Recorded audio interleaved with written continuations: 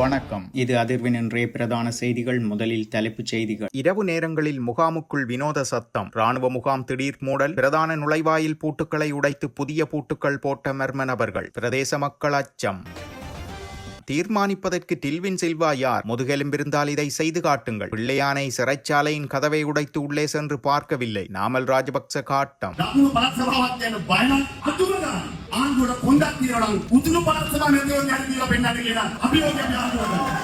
பிமல் வீரவன்சவுக்கும் மனைவிக்கும் நீதிமன்றத்தின் உத்தரவு. 18,000 என கூறி பயண முடிவில் ஒரு பூச்சியத்தை அதிகரித்த ஆட்டோ சாரதி. அதிர்ந்து போன சுற்றுலா பயணிகள். சிக்கினார் ஒருவர். நடந்ததென்ன? உருத்திரபுரம் பகுதியில் இடம்பெற்ற விபத்தில் ஒரு பிள்ளையின் தாயாருக்கு நேர்ந்த கதி. உயிர் மாய்த்த புங்குடுதீவு மாணவி வித்தியா கொலை குற்றவாளி. சடலத்தை வாங்க மறுக்கும் மனைவி. கைது செய்ய ஏற்ற ஆடை. நடனமாடிக்கொண்டே நபர் ஒருவரை கைது செய்த போலீசார். வெளிநாடொன்றில் வினோத சம்பவம். வங்கியிலிருந்து பல மில்லியன் பணம் மாயம். பாதிக்கப்பட்ட பெண் அதிர்ச்சி. கருப்பு பணம் என தொலைபேசியில் மிரட்டிய நபர்கள். நடந்ததென்ன? இலங்கை போலீசாருக்கு இந்தியா வழங்கிய அன்பளிப்பு. 134 கெப்ரக வாகனங்கள் கையளிப்பு.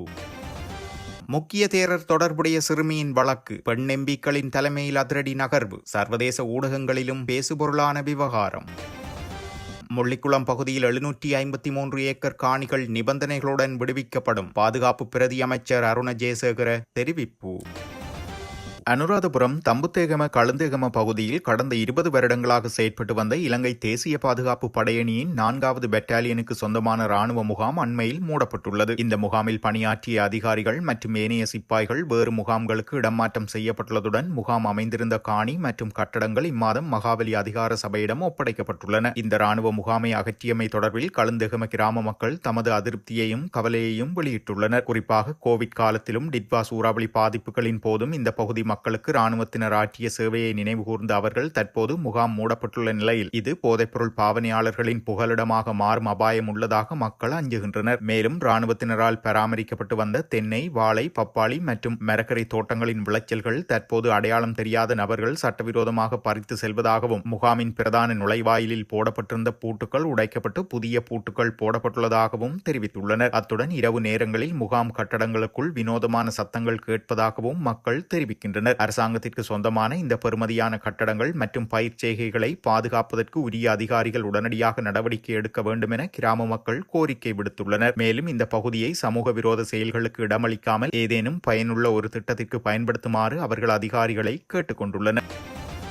தெலங்கம போலீசாரினால் கைது செய்யப்பட்ட முன்னாள் அமைச்சர் விமல் வீரவங்ச 5 லட்சம் ரூபாய் பெறுமதியான ஒரு சரீர பிணையின் கீழ் பிணையில் செல்ல அனுமதிக்கப்பட்டுள்ளார். இதேவேளை அவரது மனைவி சசி வீரவங்ச முறைகேடான ராஜதந்திர கடவுச்சீட்டை பெற்றுக்கொண்ட குற்றச்சாட்டில் வழக்கு விசாரணையில் நேற்று கொழும்பு நீதவான் நீதிமன்றத்தில் முன்னிலையாகியிருந்தார். வழக்குடன் தொடர்புடைய ஆவணங்கள் கணனியில் உருவாக்கப்பட்டவை அல்ல, ஸ்கேன் செய்யப்பட்டு தரவு தளத்தில் சேமிக்கப்பட்டவை என சிஐடி சார்பில் ஆஜரான பிரதி சொலிசிட்டர் ஜெனரல் தெரிவித்திருந்தார். மேலும் சம்பந்தப்பட்ட கணனி அமைப்பை ஆய்வு செய்ய அனுமதி வழங்கும் வகையில் சட்டத்தின் கீழ் அறிவிப்பு தாக்கல் செய்யப்படும் என்றும் நீதிமன்றத்திற்கு அறிவிக்கப்பட்டது. இதேவேளை வழக்கை விசாரித்த நீதிவான் இதன்பின் இந்த வழக்கை ஜூலை மாதம் 24ஆம் தேதி அன்று மீண்டும் விசாரணைக்கு அழைக்குமாறு உத்தரவிட்டுள்ளார்.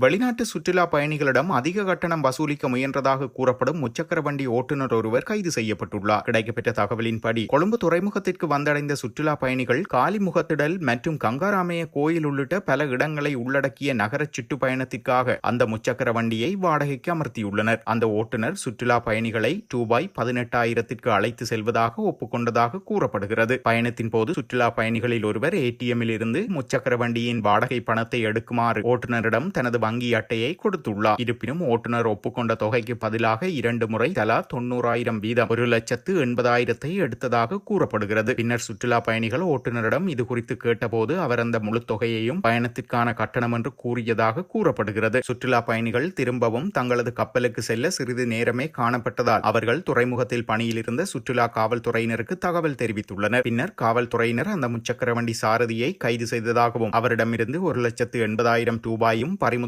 செய்யப்பட்டதாகவும் சட்ட நடவடிக்கைகளுக்கு பிறகு தூதரகம் மூலம் பணம் திருப்பி தரப்படும் என்று சுற்றுலா பயணிகளிடம் தெரிவிக்கப்பட்டிருந்ததாகவும் கூறப்படுகிறது.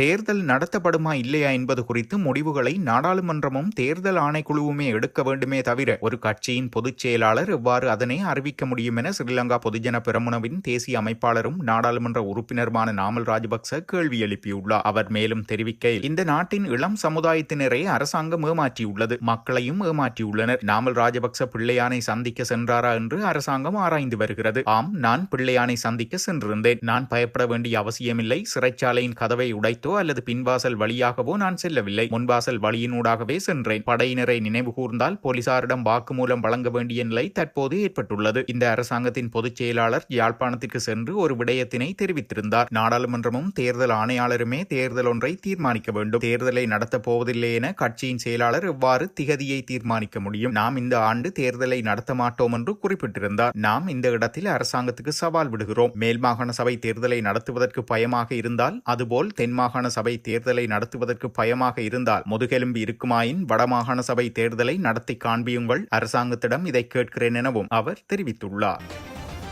கிளிநொச்சி போலீஸ் பிரிவுக்குட்பட்ட கரடிப்போக்கு உருத்திரபுரம் பகுதியில் நேற்றைய தினம் நண்பகல் இடம்பெற்ற விபத்தில் பெண்ணொருவர் உயிரிழந்துள்ளார். மோட்டார் சைக்கிள்கள் 2 எதிரெதிரே மோதியதிலேயே இந்த விபத்து ஏற்பட்டுள்ளது. விபத்தில் உருத்திரபுரம் பகுதியைச் சேர்ந்த 31 வயதான ஒரு பிள்ளையின் தாயாரான எஸ். விஜிதா என்பவரே உயிரிழந்துள்ளார். உயிரிழந்தவரின் சடலம் கிளிநொச்சி மாவட்ட பொது வைத்தியசாலையில் வைக்கப்பட்டுள்ளதுடன் சம்பவம் தொடர்பாக கிளிநொச்சி போலீசார் மேலதிக விசாரணைகளை மேற்கொண்டு வருகின்றனர்.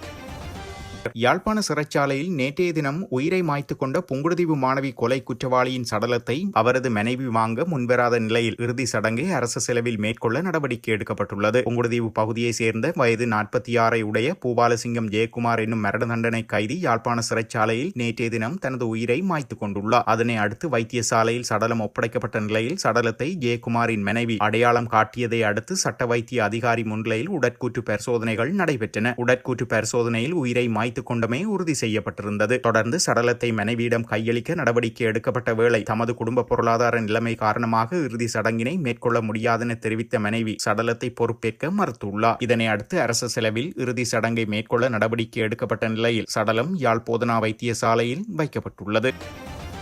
தாய்லாந்தில் ஒரு பிரபல போதைப்பொருள் வியாபாரியை பிடிப்பதற்காக பெரும்பாலும் ஆண் காவல்துறை அதிகாரிகள் அடங்கிய ஒரு குழு பெண் நடன குழுவாக மாறுவேடம் அணிந்து சென்ற காணொலி வைரலாகியுள்ளது. கிழக்கு தாய்லாந்தின் தாலுவாங் பகுதியில் வெற்றிகரமாக நடத்திய இந்த நடவடிக்கைக்கு பிறகு பெண் வேடமிட்ட அந்த காவலர்கள் பளபளப்பான ஆடைகளை அணிந்து தங்களின் புகைப்படத்தை சமூக ஊடகத்தில் பகிர்ந்துள்ளனர். இந்த கைது புகைப்படத்தில் இருந்த 6 அதிகாரிகளில் ஒருவர் மட்டுமே உயிரியல் ரீதியாக பெண் எனவும் கூறப்படுகிறது. கைது செய்யப்பட்ட சந்தேக நபரிடமிருந்து 53 மெதம்பெட்டாமைன் மாத்திரைகள், போதைப் பொருட்களை வைப்பதற்காக 200க்கும் மேற்பட்ட பிளாஸ்டிக் பைகள் மற்றும் ஒரு கைபேசி ஆகியன கைப்பற்றியதாகவும் போலீசார் தெரிவித்துள்ளனர். மேற்குறிப்பிட்ட புகைப்படமானது தற்சமயம் சமூக ஊடகங்களில் வைரலாக பரவி வருகிறது.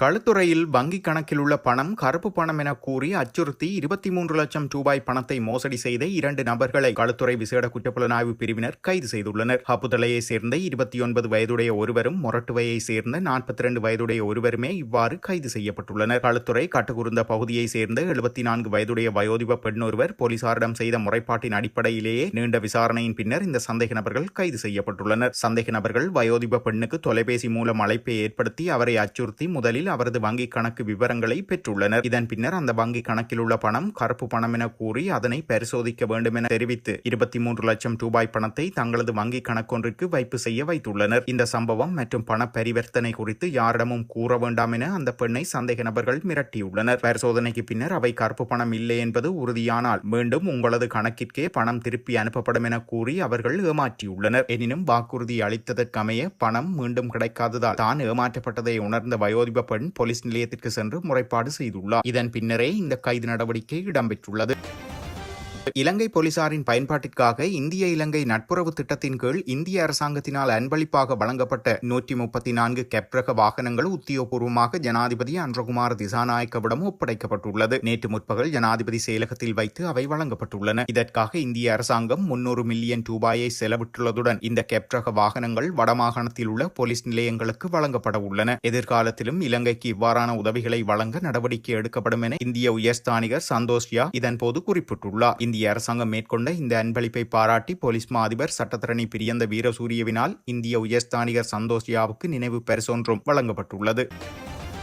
அனுராதபுரத்தில் சிறுமியொருவரை தவறான நடத்தைக்கு உட்படுத்தியதாக குற்றஞ்சாட்டப்பட்டுள்ள அட்டமஸ்தானாதிபதி பல்லேகம ஹேமரத்ன தேரர் மீதான வழக்கு தொடர்பில் அரசாங்கம் மீது கடுமையான விமர்சனங்கள் அண்மையில் முன்வைக்கப்பட்டு வந்தன. இந்நிலையில் சிறுமி பாலியல் வன்கொடுமை சம்பவம் தொடர்பான எதிர்கால சட்ட நடவடிக்கைகளை மேற்பார்வையிட மகளிர் நாடாளுமன்ற உறுப்பினர்கள் குழுவால் ஒரு துணைக்குழு நியமிக்கப்பட்டுள்ளது. நேற்றைய தினம் நாடாளுமன்றத்தில் அமைச்சர் சரோஜா சாவித்ரி போல்ராஜ் தலைமையில் நடைபெற்ற மகளிர் நாடாளுமன்ற உறுப்பினர்கள் குழுவின் கூட்டத்தில் இந்த முடிவு எடுக்கப்பட்டுள்ளது. குறித்த துணைக்குழுவானது பெண்கள் மற்றும் குழந்தைகளுக்கு எதிரான வன்முறையை ஒழிப்பதை நோக்கமாக கொண்ட நிறுவன மற்றும் சட்ட சீர்திருத்தங்களை பரிந்துரைக்கும் நடவடிக்கைகளையும் மேற்கொள்ளும் என்று எதிர்பார்க்கப்படுகிறது. பொதுமக்களின் பெரும் கவனத்தை ஈர்த்துள்ள அந்த சம்பவத்தில் பாதிக்கப்பட்ட சிறுமியின் பாதுகாப்பு தொடர்பான தற்போதைய சட்ட நடவடிக்கைகள் மற்றும் விடயங்களை ஆராயவும் அந்த குழு முடிவு செய்துள்ளது. அதன்படி இலங்கை போலீசார், சட்டமா அதிபர் திணைக்களம், தேசிய சிறுவர் பாதுகாப்பு அதிகார சபை மற்றும் நன்னடத்தை, அத்துடன் சிறுவர் பராமரிப்பு சேவைகள் திணைக்களம் ஆகியவற்றின் பங்கேற்புடன் 2026 ஆண்டு ஜூன் 5 தேதிக்கு ஒரு சிறப்பு கலந்துரையாடல் நடத்தவும் திட்டமிடப்பட்டுள்ளது. இதேவேளை இலங்கை பௌத்த துறவியின் சிறுமி மீதான துஷ்பிரயோக சம்பவம் AP மற்றும் AFB செய்தி நிறுவனங்களின் கவனத்தை ஈர்த்ததை அடுத்து இச்சம்பவம் சர்வதேச முன்னணி ஊடகங்கள் மூலமாக உலகம் முழுவதும் சென்றடைந்துள்ளது. இந்த சம்பவம் ஒரு உறுதிப்படுத்தப்பட்ட செய்தியாக சர்வதேச அளவில் பதிவாகி பல்வேறு நாடுகளின் முதன்மை செய்தி பதிப்புகளில் பேசப்படுகின்றமையும் இங்கு குறிப்பிடத்தக்கது.